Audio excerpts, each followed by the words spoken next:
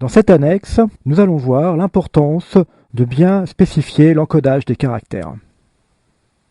Sur ce document, nous avons pour l'instant un chart7 UTF-8. Je vais le remplacer par un encodage en ISO 8859-1. ISO 8859-1. Cet encodage est l'encodage typique pour les langues latines. Il est par exemple très utilisé pour les pages web en français. C'est un encodage qui intègre toutes les lettres, notamment accentuées. Je vais écrire à présent un texte.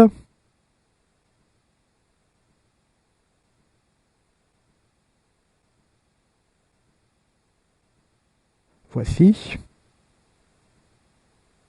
Et j'écris dessous un autre caractère qui est un caractère en langue cyrillique.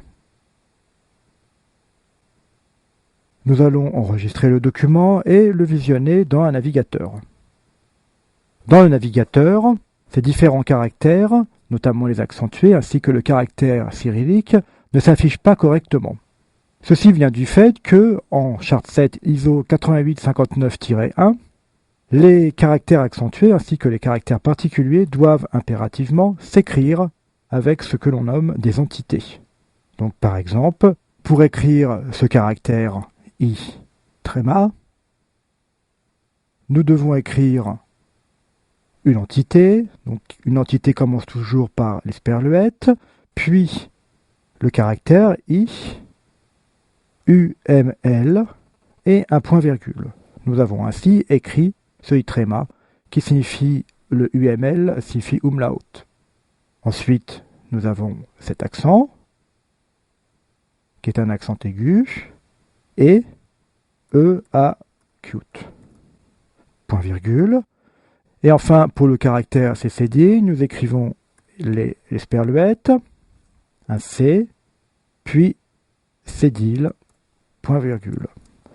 Donc, si nous regardons dans le navigateur, nous avons à présent les textes, au moins en français, qui sont correctement écrits. Le caractère cyrillique, lui, n'est pas correctement écrit. À présent, nous allons modifier l'encodage du caractère et nous allons écrire un encodage en UTF-8. UTF-8. J'enregistre et nous allons vérifier dans un navigateur. Nous avons à présent dans le navigateur la lettre cyrillique parfaitement présentée, puisque dans l'encodage UTF-8, nous avons pratiquement l'ensemble des caractères mondiaux. Donc, il est important d'utiliser toujours ce type d'encodage, ce qui vous permettra d'obtenir l'ensemble de tous les caractères, que ce soit les véritables lettres ou bien tous les petits signes qu'on peut ajouter dans les différentes pages, notamment les flèches ou les différents signes caractéristiques.